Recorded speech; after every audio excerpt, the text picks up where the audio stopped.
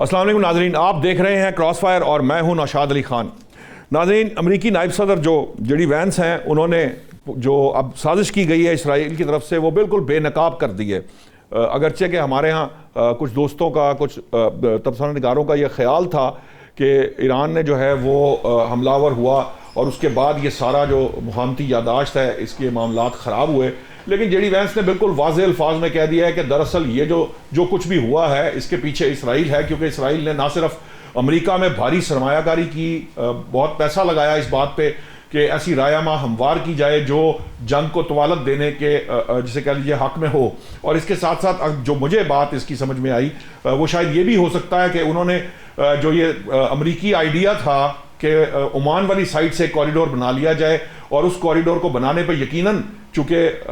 मुफाहमती यादाश्त के एक आर्टिकल में वाज़े लिखा था कि कंट्रोल ईरान के पास होगा तो ईरान रिटेलिएट करेगा, और जब ईरान रिटेलिएट करेगा तो इस जंग को दोबारा शुरू किया जा सकेगा। तो इस लिहाज से ये वाज़े हो रहा है कि एक्चुअली वो जो ताकतें जिनकी हम बात करते हैं कि जो ईरान में अमन नहीं देखना चाहती, दुनिया में अमन होता देखना नहीं चाहती, दुनिया की मईशतें जो हैं वो चाहते हैं कि वो कलैप्स कर जाएं, वो वहाँ पे जो आवाम है वो जैसे कह लें कि दुजानू हो जाएं और वो इनके आगे भीख मांगे। ये जो इस वक्त पूरी दुनिया के कॉर्पोरेट वर्ल्ड पे छाया हुआ यहूदी है, इसराइली है, उनके आगे जो है वो सरनगू रहे लोग। तो इस लिहाज से ये देखा जाए तो ये मेरी राती राय ये है कि कहीं ना कहीं अमरीकी सदर और नायब अमरीकी सदर के मौक़िफ़ में भी थोड़ा सा एक तजाद नज़र आ रहा है, जिससे जो इस लिहाज से भी बड़ा अहम है कि जो आइंदा इंतखाबात हैं, जो नवंबर में मिड टर्म इलेक्शंस होने वाले हैं, एक तरह से जेडी वैंस ने ट्रंप साहब को सूली पर चढ़ाया इस बात को करके, और अवामी जो सिंपैथी है वो अपने साथ कर ली है। और कहा भी ये जा रहा है, अमेरिका के अंदर भी ये डिस्कशन है कि जेडी वैंस जो हैं वो आइंदा उम्मीदवार हो सकते हैं। ट्रंप शायद जो ये मिड टर्म इलेक्शन के बाद बहुत सारे लोग बहुत सी बातें करते हैं, अगरचे कि वो खुद अपने आप को वो कहते हैं कि मैं असैसिनेट हो जाऊंगा तो जो करना है वो बात की बात है, लेकिन ये जो असैसिनेशन की बात थी ये इसके बारे में भी कहा जा रहा है कि ये इसराइली इंटेलिजेंस थी। इसराइल ने ट्रंप को ये बावर कराया था कि जिस जहाज़ पर जो कतर ने उनको तोहफे में दिया है उसके ज़रिए आपको असैसिनेट किया जा सकता है, जिसकी वजह से उन्होंने अपना जो एयरफोर्स जो कतर वाला था उसको तब्दील करके, जब वो तरक्कियाँ जा रहे थे नेटो समिट में, तो उन्होंने वो तब्दील करके अपने पुराने एयरफोर्स 1 में गए। तो ये कहीं ना कहीं अगर इन डॉट्स को जोड़ा जाए तो इस सारे मामले के पीछे एक्चुअली आपको इसराइल ही नजर आता है। तो अब इसराइल चूंकि स्पॉइलर भी है, कोशिश भी कर रहा है, सवाल सिर्फ ये है कि क्या अमरीकी इंतजामिया, FBI, CIA और उनके जो थिंक टैंक्स हैं वो इसको समझने से कासिर हैं या समझना नहीं चाहते, या ये जिस तरह की बात उन्होंने कही जेडी वैंस ने कि वहाँ उन्होंने बड़ा पैसा लगाया है तो फिर वो भी जो है पैसे की चमक से चुंधिया गई हैं उनकी आंखें। इस मौजू पर बात करने के लिए मुझे हामिद वलीद साहब ने ज्वाइन किया, सीनियर तजिया निगार हैं, हमारे कुलीग हैं, बड़ी गहरी निगाह रखते हैं मामलात के ऊपर। अमजद इकबाल साहब से आपकी मुलाकात होती रहती है, अमजद इकबाल साहब भी सीनियर जर्नलिस्ट हैं और ये गहरी नज़र रखते हैं। हसन खान माहिर हैं आलमी अमूर के, हमें बरतानिया से ज्वाइन कर रहे हैं। हसन साहब, मैं सबसे पहले आपके पास आना चाहूँगा, ये जो आज जेडी वैंस ने स्टेटमेंट दिया है इसराइल के खिलाफ, आपको क्या लगता है कि ये ट्रंप साहब के अगेंस्ट वो खड़ा होना चाह रहे हैं या एक्चुअली वो इसराइल को जो है वो बेनकाब कर रहे हैं ताकि आने वाले इलेक्शंस के अंदर लोगों की सिंपैथी उनके साथ हो? देखिए, इसमें जेडी वैंस साहब बेसिकली सदर ट्रंप की टाइड कर रहे हैं एक तरह से अगर देखा जाए, क्योंकि सदर ट्रंप पीस को तरजीह देना चाह रहे थे काफ़ी अरसे से, और उनको काफ़ी लोग प्रेशराइज कर रहे थे कि ईरान पे आप दोबारा हमला करें। पिछले 3 माह से उन पर काफ़ी प्रेशर आ रहा था, और आपने देखा होगा पिछले हफ्ते दोबारा हमले शुरू हुए हैं। उनकी मजबूरियां हैं, आपको पता है कि इलेक्शन बहर है जिसका आपने जिक्र किया है अभी, तो उसमें मैं यही अर्ज करना चाहूँगा कि जेडी वैंस साहब बेसिकली यही चाहते हैं कि इजराइल का जो इन्फ्लुएंस है वाइट हाउस के अंदर वो कम से कम होता जाए, क्योंकि जेडी वैंस उम्मीदवार आगे नज़र आ रहे हैं सदर के लिए 2028 के इलेक्शंस में। उसकी वजह से वो नहीं चाहते कि उनका जो वोट बैंक है, जो मागा का वोट बैंक है, जो बहुत बड़ा एक वोट बैंक है उनका, जो मागा में मैं ये समझता हूँ जो मागा का जो मेजॉरिटी का जो वोट बैंक है ना वो इस वक्त इसराइल के खिलाफ हुआ हुआ, क्योंकि 3 साल से जो बर्बरियत जारी है इस वक्त गाज़ा में या खित्ते के अंदर, उसकी वजह से जो राइट विंगर्स हैं ना अमेरिका के अंदर, वो चाहते हैं कि इसराइल से हमारा हम ला ताल्लुक़ हो जाएं। और आपने देखा होगा अभी अमरीकी कांग्रेस के अंदर कुछ एक आध बिल्स पेश हुए थे ایک بل کے اندر تو یہ بھی کہا گیا تھا کہ اسرائیل اور امریکہ کی جو ملٹری ان کو مرج کیا جائے گا. وہ بل خیر اس وقت حالانکہ میں کہوں گا کہ ان کی امداد کٹ کرنے سے متعلق بھی ایک بل پیش کیا گیا ہے. کس کے بارے میں؟ اسرائیل کی امداد جو ہے اس کو کٹ کرنے پر بھی ایک بل. وہ بھی آپ نے دیکھا ہوگا کل رات کو ہی وہ مطلب فیل ہو گیا تھا. نہیں somehow یہ سوچ وہاں پر اب پنپ رہی ہے نا کہ اسرائیل والا جو معاملہ ہے آہستہ آہستہ بڑھ رہی ہے. It's a progress, small steps but it's a progress. تو اس میں یہی کہوں گا کہ آگے کی جو جنریشن آ رہی ہیں، جو ینگ جنریشن آ رہی ہے امریکہ کی، وہ اسرائیل کے بالکل خلاف ہے. جو انہوں نے بربریت دیکھی ہے آن لائن ٹک ٹاک پہ، انسٹاگرام پہ، اور بھی آرٹیکلز پڑھے ہیں جو ینگ جنریشن نے اسرائیل سے متعلق اس کو اسٹڈی کیا ہے لوگوں نے. تو میں یہی سمجھتا ہوں کہ آگے جا کے اسرائیل کا جو پہلے والے انفلوئنس تھا پچھلے 30-40 سال پہلے جو تھا وہ اب نہیں رہا. 10 سال پہلے بھی جو تھا وہ بھی اب نہیں رہا. جو اوباما دور میں بھی جو اسرائیل کا جو انفلوئنس تھا، گرپ تھا امریکہ پہ، وہ ختم ہوتا جا رہا ہے. اور آگے کی 10-15 سال میں آپ دیکھیں گے کہ جو آپ کی ڈیموگرافک جو ہے نا امریکہ کی، ووٹ بینک وائز، وہ اسرائیل کے حق میں نہیں رہیں گی. میں یہی سمجھتا ہوں کہ یہ ایک اچھی بات ہے امریکی عوام کے لیے. ٹھیک ہے، میں آپ کے پاس آتا ہوں. امجد صاحب، یہ جو ایک تو کہیں نہ کہیں سیاست تو پھر سیاست ہے. اب نائب صدر جو ہیں وہ جیسے ابھی بات ہوئی کہ وہ امریکی آئندہ الیکشن جو صدارتی الیکشن ہوں گے اس میں وہ کینڈیڈیٹ ہو سکتے ہیں، کیونکہ اس پارٹی کے پاس بھی جے ڈی وینس کے علاوہ کچھ نہیں. آپ نے دیکھا تھا وہ جب سیکیورٹی کا مسئلہ ہوا تھا، جب اٹیک کی بات ہوئی تو سب سے پہلے وہ جے ڈی وینس کو بچا کر لے گئے تھے. ٹرمپ صاحب کی باری بعد میں آئی تھی تو اس کے اوپر بھی بڑی ڈیبیٹ اور ڈسکشن ہوئی تھی. تو کہیں نہ کہیں جے ڈی وینس جو ہے وہ ایسٹ سمجھے جا رہے ہیں پارٹی کا. اس صورت کے اندر یہ جب وہ اسرائیل کو بھی ایکسپوز کر رہے ہیں، وہ تو ایپسٹین فائل کے اوپر بھی انہوں نے بالکل اوپن بات کی ہے، پیسے لگانے پہ بھی بات کی ہے. یعنی اوپنلی امریکہ جیسی سوسائٹی میں کہنا کہ جی یہ پیسہ پھینکا گیا اور پھینک کے یہ رایامہ ہموار کی جا رہی ہے. تو یہ جو پریشر ڈال کے انہوں نے اب دوبارہ جنگ شروع کرائی تو پیچھے تو پھر اسرائیل ہی ہوا نا اس ساری سازش کے. ایک معاملہ تو یہ ہے. دوسرا یہ ہے کہ یہ جو پولیٹیکلی ایک دوسرے کے اوپوننٹ ہیں، اس سے وہاں پہ کیا اثرات مرتب ہوں گے اس سارے معاملے کے؟ اچھا، پہلی بات تو یہ ہے کہ پولیٹیکلی میں نہیں سمجھتا کہ یہ ٹرمپ اور وینس ایک دوسرے کے خلاف ہوں گے. اس کی وجہ یہ ہے کہ ٹرمپ کی تو ٹرم پوری ہو جائے گی اور آخری ٹرم میں وہ اگلا الیکشن نہیں لڑ سکتے. آپ کو لگتا ہے ٹرمپ نے فیس ان کا استعمال کیا ہے بیسیکلی جو کرنا چاہ رہے ہیں وینس کو آگے لگا کے انہوں نے جو ہے وہ کیا ہے؟ یہ آپ کہہ سکتے ہیں، اس کو کہہ سکتے ہیں آپ اس کو. دیکھیں بات یہ ہے کہ ابھی 2 دن پہلے ٹرمپ نے یہ بات کہی، پھر اس کے بعد اس نے دوبارہ بات کہی کہ جی کہ معاہدہ کرو ہمارے ساتھ. ایک طرف حملے بھی کر رہا ہے، دوسری طرف یہ بھی کہہ رہا ہے کہ معاہدہ کرو. کل بھی یہ رات کو یہ کہا کہ رات کو بھی میں یہی بات کر، رات کو پھر دوبارہ انہوں نے تیسری بار یہ بات کہی کہ ہمارے ساتھ معاہدہ کر لیں تو اچھا ہے، ورنہ بجلی گھروں کے اوپر اٹیک کریں گے. اور حالانکہ وہ یہ سمجھتا ہے کہ اگر ایران کے کسی پاور ہاؤس کے اوپر یا پانی کے ذخیرے کے اوپر یا اس طرح کی کسی انسٹالیشن کے اوپر جس میں عام سویلین انوالو ہوں گے، ان کے اوپر حملے کرنے کا مطلب کیا ہو سکتا ہے؟ اس کے بعد تو وہ تو آج پاسداران جو ایران ہیں، پاسداران انقلاب، انہوں نے حوثیوں کو کنوے کر دیا کہ اگر اس طرح کا اٹیک ہوتا ہے تو آپ اپنا باب المندب بند کر دیں. اب باب المندب بند ہو گئی تو پھر تو معاملات ہی کچھ اور طرف یہ تو بند کری. تو کل انہوں نے خود ایک الٹیمیٹم دیا نا، اس کے جواب میں انہوں نے کہا جی اگر یہ تجارتی راستے بند کیے پھر سارے بند ہو جائیں گے. اس میں باب المندب بھی ہے، اس میں ہرمز بھی ہے، اور جتنے باقی راستے میں وہ بھی بند کر دیں گے. وہ تو یہ تو ایران کی ہے. لیکن آپ دیکھیے کہ سویلین کے لیے اگر مشکلات پیدا ہوتی ہیں تو پھر کس کے لیے مشکلات پیدا دوسری طرف ہو سکتی ہیں نا. اب سب سے سامنے نشانے پر تو آپ جتنے بھی آپ گلف کنٹریز ہیں ان کے سارے، ان کے پاور ہاؤسز، ان کے پانی کے جو پلانٹس ہیں، یہ سارا کچھ تو سامنے پڑا ہوا ہے. بات مسئلہ میں یہ ہے کہ جو اس کی ہو رہی ہے، یہ کہیں نہ کہیں اس وقت جو پریشر ڈال کے ٹرمپ چاہتے ہیں کہ معاہدہ ہو جائے، وہ جنگ نہیں چاہتے. میں بار بار آپ سے یہ کہہ رہا ہوں، ہر پروگرام میں یہ بات ہوتی ہے میرے خیال میں کہ اب یہ جنگ ہو نہیں سکتی اس طرح سے جس طرح سے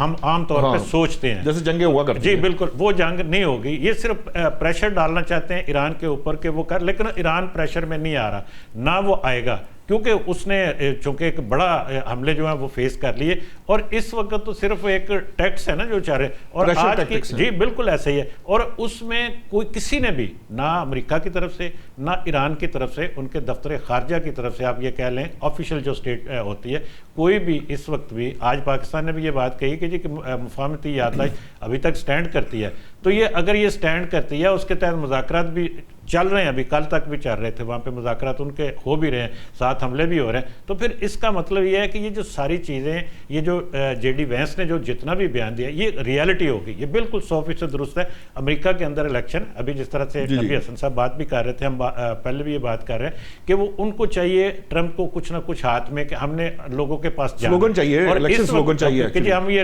جیت کے آئے ہیں جنگ اور ہمیں ووٹ چاہیے. ووٹ تو اس وقت جو پوزیشن ہے اس میں تو وہ جیتتے کہیں نظر نہیں آتے, بلکہ اس کے اب دوسرا سروے آپ دیکھ لیں جو ایک وہاں پہ اس حوالے سے جنگ کے حوالے سے ہوا, اس میں بھی 55% سے زیادہ 55% سے لوگ جو انہوں نے یہی کہا کہ جو خلاف انہوں نے ووٹ دیا. اب معاملات یہ ہیں, یہ بات بڑی دلچسپ ہے کہ جی کہ امریکہ کے اندر چونکہ تقریباً 70-80 لاکھ کے قریب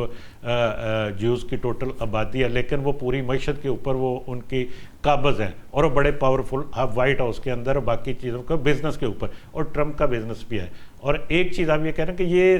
ان کے مفادات مشترکہ ہو سکتے ہیں, یہ مالی مفادات, لیکن شاید جے ڈی وینس جو وہ عام طور پہ سمجھا جاتا ہے کہ ان کے وہ معاملات نہیں ہیں, وہ یہ ان کو ایکسپوز بھی کر رہے ہیں. اور امریکی کہیں نہ کہیں اس وقت یہ سوچ رہے ہیں کہ جی کہ ان کو اس کے جیوز کے جو اثر و رسوخ سے نکلا جائے, اپنے فیصلے خود کیے جائیں, اور یہ اس کا کوئی نہ کوئی حل نکالا جائے اس جنگ کا. تو شاید اس وجہ سے یہ جے ڈی وینس نے یہ سارا کچھ اوپن کر دیا, اب کچھ ڈکا چھپا نہیں رہ گیا. یہ بات ٹھیک ہے کہ وہ بات انہوں نے ٹرمپ کی ہی کیا کہ معاہدہ کریں, ٹھیک ہے, اور اس کے ہو سکتا ہے اگلے کچھ دنوں کے اندر کو مذاکرات کی ہمیں صورت نظر. ٹھیک ہے عامر صاحب, آپ کو لگتا ہے کہ یہ جو اس وقت سچویشن ہے, ایک تو پہلی بات یہ ہے کہ دیکھیں اس کا اکنامک امپیکٹ جو ہے نا وہ آلموسٹ انبیئریبل ہے, اور خاص طور پر باب المندب بند ہوا تو اینالسٹ یہ کہہ رہے ہیں کہ $200 پر بیرل تو ہے وہ معمولی بات ہے, وہ تو فوراً ٹچ کر جائے گا. اب ہم تو شاید یہ جو اس وقت موجودہ پرائس ہے وہ بھی ہمارے لیے انبیئریبل ہے. تو اگر یہ اس طرح کا کوئی معاملہ ہوتا ہے تو ایک تو یہ اوورآل معیشتوں کے لیے کیا رنگ لائے گا, اور دوسری بات یہ ہے کہ یہ جو پرسپیکٹو امجد صاحب نے کہا ہے کہ کچھ ایسی برف پگھلتی آپ کہہ لیجئے یا مجبوری کہہ لیجئے, کچھ بھی کہہ لیجئے, کوئی نام لے لیجئے, لیکن کہیں نہ کہیں بات یہ ہو رہی ہے کہ جناب خدا کا واسطہ معاہدہ کر لیں, معاہدہ کر کے ہمیں کوئی الیکشن سلوگن دے تاکہ ہم یہاں سے نکلیں. آپ کو لگتا ہے کہ یہ واقعی ایسے؟ دیکھیے اس حوالے سے اس کا ایک جو حسن صاحب نے اور ہمارے امجد صاحب نے بات کی ہے, اس کا تیسرا ایک جو اینگل ہے وہ یہ ہے کہ ایران نے جس طرح سے دوبارہ سے ایک ایڈمنٹ رویہ اپنا اپنایا ہے, اور ہم یہ دیکھ رہے ہیں کہ جیسے ہی ڈونلڈ ٹرمپ نے کہا کہ میں اب یہاں سے جو ٹول ٹیکس اکٹھا امریکہ کرے گا اپنا ہرمز سے, تو چائنا کی طرف سے بڑی واضح سٹیٹمنٹ آئی کہ اس کی بجائے آپ لوگ اس معاملے کو ریزالو کریں اور اس طرف, اس اپروچ کی طرف نہ سوچیں. تو میں یہ کہنا چاہتا ہوں کہ اور وہ اس سے بھاگ گئے, مطلب وہ چھوڑ دیا, جی, اور ٹرمپ نے اسے اگلے دن اس سے بات اس نے چینج کی. تو میں یہ کہنا چاہتا ہوں کہ دراصل ایران جو کچھ کر رہا ہے اس کو صرف ایران کے پرسپیکٹو میں دیکھیں گے تو شاید ایسا لگے کہ یہ صرف جنگ کی صورت ہے, بلکہ اس کے پیچھے اگر چائنا اور رشیا کی معاملات کو دیکھیں تو اور طرح سے نظر آتا ہے. پھر جو مڈل ایسٹ کے اندر باقی کے ممالک ہیں ایران کے علاوہ, وہ تو ابراہم ایکارڈ کو آلموسٹ انک کر چکے ہیں اور اس کو مان چکے ہیں اور اپنے ڈپلومیٹک ریلیشنز کی حد تک چلے گئے تھے. ایران ایک ایسا وہاں پر اس پورے خطے کے اندر موجود ہے اور اس کی جو پراکسیز باقی جگہوں پر موجود ہیں. تو اس کانٹیکس میں اب وہ جس طرح سے اس نے باقی ہمسایہ ممالک کے اوپر اٹیک شروع کیے ہیں جہاں جہاں پر امریکن بیسز ہیں, تو یہ گویا کہ اسرائیل کا اگر ایسا ایجنڈا بھی ہے جس کی طرف جے ڈی وینس اشارہ کر رہے ہیں, تو میں تو یہ سمجھتا ہوں کہ جے ڈی وینس اور ٹرمپ دراصل اپنی جو ووٹ بینک ہے اس کو بھی ایڈریس کر رہے ہیں کہ دیکھیے ہم تو ایران کے ساتھ چیزوں کو کرنا چاہتے ہیں اور ایران جواب میں نہیں کرنا چاہتا, ایک, اور دوسرا اگر یہ طوالت اختیار کر رہی ہے تو اسرائیل کے عزائم اور ہیں, ہمارے اور ہیں. تو گویا وہ اپنی جو ڈومیسٹک ووٹ بینک ہے اس کو بھی ایڈریس کر رہے ہیں اور اس کے ساتھ ساتھ شفٹ کر رہے ہیں بلیم اسرائیل کے اوپر. اور اسرائیل جو ہے وہ بڑی خوشی سے اس بلیم کو لینے کو تیار ہے, کیونکہ اسے معلوم ہے کہ اس کا جو گریٹر اسرائیل کا پورا ایک خواب ہے وہ تبھی پورا ہو سکتا ہے اگر ایران اور اس کی پراکسیز کو وہ نیل ڈاؤن کر لیتا ہے. لیکن ایسا ہوتا نظر نہیں آ رہا. چنانچہ امریکن لیڈرشپ جو ہے وہ اس نے سمپتی تو گین کی ہے. اب جو دوسرا راؤنڈ آف وار شروع ہوئی ہے اس کے اندر لوگ یہ کہہ رہے ہیں کہ ایران جو ہے اس نے 60 دن کا بھی اس طرح سے انتظار نہیں کیا اور اس سے پہلے چیزوں کو اس نے خراب کیا ہے. تو وہ سمپتیز آئیں. پھر اسی طرح جو شہید خامنہ ای کے جنازے کے اوپر عرب جو ڈیلیگیشن کے حوالے سے جس طرح سے وہاں لوگوں نے باتیں کی اور اسی طرح سے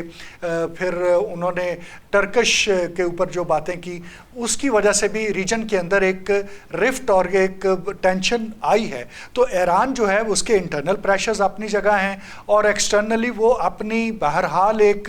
دھاک بٹھانا چاہتا ہے اور بتانا چاہتا ہے کہ وہ آخری جیسے اس نے سرخ لکیر بھی کہا ہے اپنے تو اس کانٹیکس میں گویا کہ اس میں انٹرنیشنل جو فورسز ہیں جو دوسرے ممالک ہیں ان کے انٹرسٹ بھی چونکہ انوالو ہو چکے ہیں. تو اب اس پوری جنگ کا دائرہ کسی اور طرح کا ہو گیا. ڈپلومیٹک فرنٹس کے اوپر زیادہ ہوگی. ہمارے نائب وزیر اعظم اب چائنا جا رہے ہیں دوبارہ اور وہاں ان کی چینی وزیر خارجہ سے بھی ملاقات ہے. تو آپ کس کو ذرا اس کانٹیکس سے دیکھیں گے تو مفاہمتی یادداشت کے بعد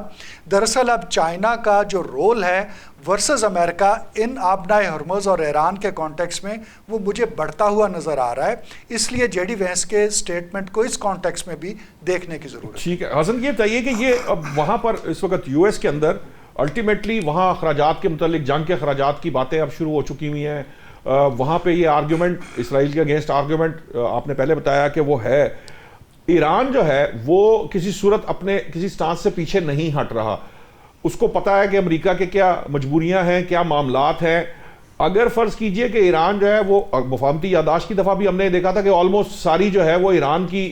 موقف پر مبنی تھی، آلموسٹ سوائے اپنائے ہرمز کھلنے کے. اس پہ بھی شاید ایران کو اور بیسیکلی چونکہ چین کی مفاد میں ہیں اس لیے مان لیا گیا، تسلیم کیا گیا. اب اس پرسپیکٹو کے اندر اگر ایران جو ہے وہ امریکہ کو الجھانے کی کوشش کرتا ہے، اس کو آگے بڑھنے نہیں دیتا یا معاہدے کی طرف نہیں جاتا، تو بوٹس آن گراؤنڈ کا جو معاملہ ہے وہ آج جے ڈی وینس نے رول آؤٹ کر دیا. اگرچہ کہ جو ان کو پریزنٹیشنز دی گئی ہیں ٹرمپ کو، اس میں یہی کہا گیا تھا کہ بوٹ آن گراؤنڈ کے بغیر آپ ایران کو کسی صورت میں فتح نہیں کر سکتے. اب اس صورت کے اندر کیا آپشن بچے گی امریکیوں کے پاس؟ دیکھیں امریکہ وہاں سے ہٹے گا تو نہیں، وہ تو ایک واضح بات ہے کیونکہ امریکہ کا گرپ جو ہے مڈل ایسٹ کے اندر ایک آئی وڈ سے 50-60 سال سے سیٹو سینٹر کے زمانے سے ہے، جو 1950 اور 60s میں اس نے کولڈ وار کے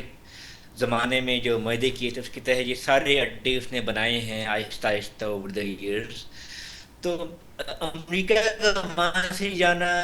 میری نظر میں مشکل ہے بلکہ ناممکن ہے. لیکن ایک مڈل گراؤنڈ نکل سکتا ہے جس کے تحت یہ ہو سکتا ہے کہ ایران اور امریکہ جیسے ابھی MOU سائن ہوا تو اس کے تحت کوئی مڈل گراؤنڈ نکل ہے جس کے تحت ایک دوسرے کے معاملات پہ دخل اندازی نہیں کریں گے. جیسے کہ MOU میں بھی یہی لکھا گیا ہے، شپنگ لینز پہ اور ٹریڈ کے اوپر مطلب کوئی ایشوز نہیں آئیں گے. پھر ایک دوسرے کے ساتھ شاید پوٹینشلی ٹریڈ بھی دوبارہ شروع کر لیں گے، ایک دوسرے کے ملک میں سفارت خانے بھی کھول لیں ان دا لانگ رن. ابھی تو خیر پاسبل نہیں ہے لیکن may be down the line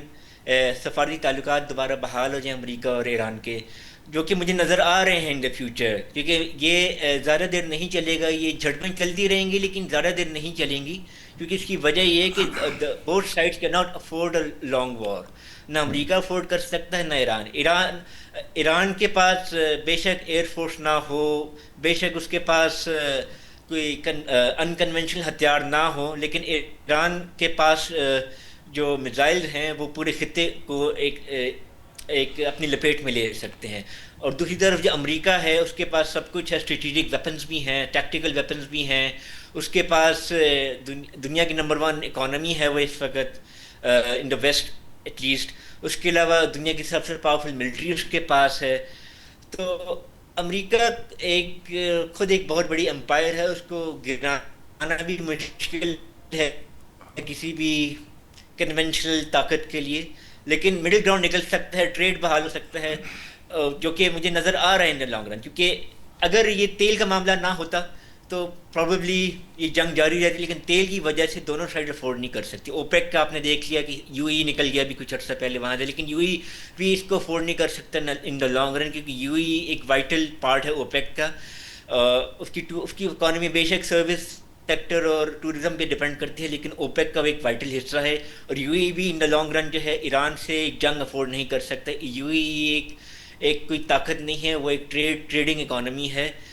وہ بے شک بھڑکے مار رہا ہے اس وقت، لیکن اس کے لیے بھی اس کو بھی پتہ ہے کہ اس کے ساتھ جنگ کرنا، ایران کے ساتھ جنگ کرنا اس کے لیے افورڈیبل نہیں ہے۔ دوسری طرف آپ دیکھیں تو کویت اور بحرین کا بھی یہی حال ہے، ان کے پاس کنونشنل آرمیز نہیں ہیں، لیکن ان کے پاس ڈیفنس سسٹم ہے جو امریکہ نے پرووائڈ کیا ہوا ہے ان کو، اس کی تحت وہ بچے ہوئے ہیں اس وقت، لیکن ان لانگ رن وہ بھی زیادہ دیر نہیں چل پائے گا، اور مڈل گراؤنڈ نکالنا پڑے گا سب کو اس میں۔ اور ایم او یو واحد طریقہ ہے جو کہ پاکستان نے سوئٹزرلینڈ میں یہ جو معاہدہ کروایا ہے، یہی ایک واحد طریقہ ہے دونوں سائڈس کو واپس ٹیبل پہ لانے کا، اور اس میں پاکستان کا بہت بڑا کریڈٹ جاتا ہے، اس میں قطر کا بھی بہت بڑا کریڈٹ ہے۔ پاکستان اور قطر کو چاہیے کہ امریکہ اور ایران کو دوبارہ ٹیبل پہ لائیں، جس کے تحت یہ جنگ پرماننٹلی روکی جائے، اور امریکہ کے الیکشن جو آگے آ رہے ہیں اس کو بھی فائدہ ہو، ایران کی جو اپنے عزائم ہیں چاہے معیشت کے ہوں یا دوسرے معاملات ہوں، ان کو پھر بحال کیا جائے دوبارہ سے۔ ٹھیک ہے، مجھے بریک کا کہا جا رہا ہے۔ ناظرین، جب بریک سے واپس آتے ہیں تو پھر کچھ تھوڑا بہت یہ امجد اقبال صاحب سے اور احمد ولی صاحب سے، حامد ولی صاحب سے یہ بات آگے بڑھا کر پھر ہم جو ہے وہ تھوڑا سا لوکل معاملات کو، یہاں جو انٹرنل ہماری پالیٹکس ہے اس کو ڈسکس کرتے ہیں۔ ابھی لیتے ہیں ایک بریک۔